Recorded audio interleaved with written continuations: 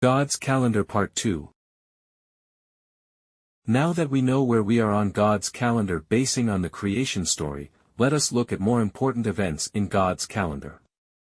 Some have occurred and others are yet to occur, but all of them were prophesied in the Bible and so they must come to pass.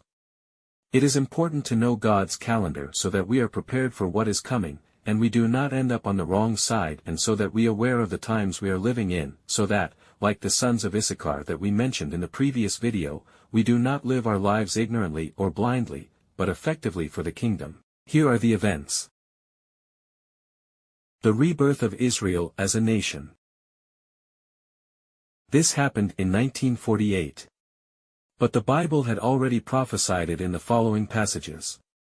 Ezekiel 37 verse 21, I will gather the people of Israel from among the nations. I will bring them home to their own land from the places where they have been scattered. Isaiah 43 verse 5, Do not be afraid, for I am with you. I will gather you and your children from east and west. I will say to the north and south, Bring my sons and daughters back to Israel from the distant corners of the earth. Bring all who claim me as their God, for I have made them for my glory. It was I who created them. Amos 9 verse 14, I will bring my exiled people of Israel back from distant lands, and they will rebuild their ruined cities and live in them again.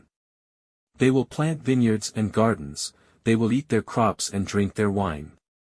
Jesus told us in Matthew 24 verse 33 that when the nation of Israel is reborn, then you can know his return is very near, right at the door.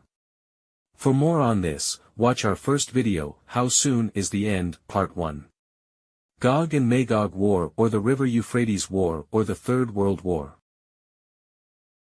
This is the next great event on God's calendar. This war was prophesied in Ezekiel chapters 38 and 39. This war will happen when the sixth trumpet is blown in heaven. It involves a coalition of nations that includes Russia, China, Iran, Turkey, and their allies invading a peaceful Israel, but they will be destroyed by God. Watch Part 3 of the Seed of the Serpent versus the Seed of the Woman for more on this war. Rebuilding of the Third Temple.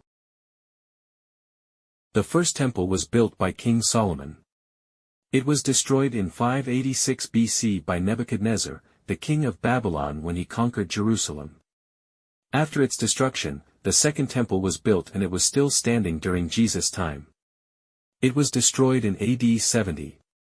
However, the Bible prophesies in Ezekiel chapters 40 to 48 that a third temple will be rebuilt.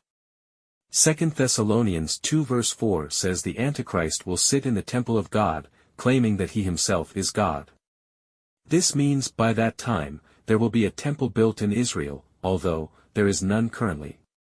In 2008, preparations for building the third temple began with making of the priestly garments. In September 2022, 5 red heifers arrived in Israel. Red heifers are important in the building of the third Jewish temple because according to the Book of Numbers, the ashes of a red heifer, which is pure and without blemish, are used in the purification process of the Levitical priests. The priests must be ritually pure before performing their duties. In the same year, collecting stones for building the altar of the third temple began. The revealing of the Antichrist. The Antichrist will be revealed twice. The first time, only those aware of Bible prophecy and the times will know him. This will be after the Third World War, where he will oversee a peace agreement which will be signed to last for 7 years.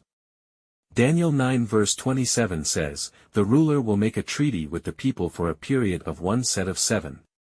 The second revealing will be in the middle of the 7-year peace treaty when he will show his true colors. 2 Thessalonians 2 verse 4 says he will exalt himself and defy everything that people call God and every object of worship. He will even sit in the temple of God, claiming that he himself is God. This event, where the sacrifices and worship of God will be stopped, and the Antichrist will proclaim himself God, is called the abomination of desolation, spoken of by both Daniel in Daniel 9 verse 27 and Jesus Christ in Matthew 24 verse 15. The Great Tribulation. After the abomination of desolation, will begin the final 3.5 years when the Antichrist has total control of the world and affects the mark of the beast on those living on the earth. Revelation 13 verse 5 says, "Then the beast was allowed to speak great blasphemies against God.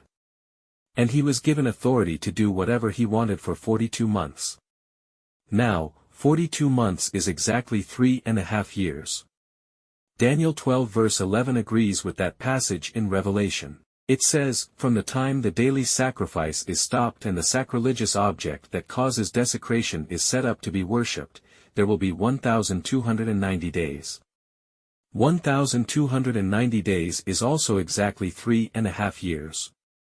This last 3.5 years is what the Bible calls the Great Tribulation, when the Antichrist's wrath will be felt by all who believe in God, and God will also be pouring out his wrath on the earth."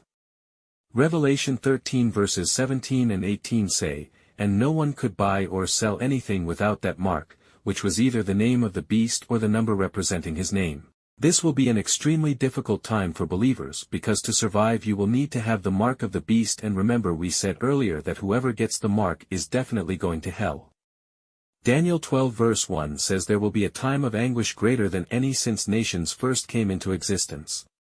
But at that time every one of your people whose name is written in the book will be rescued. Jesus says in Matthew 24 verses 21 to 22, "For there will be greater anguish than at any time since the world began. And it will never be so great again." In fact, unless that time of calamity is shortened, not a single person will survive. But it will be shortened for the sake of God's chosen ones.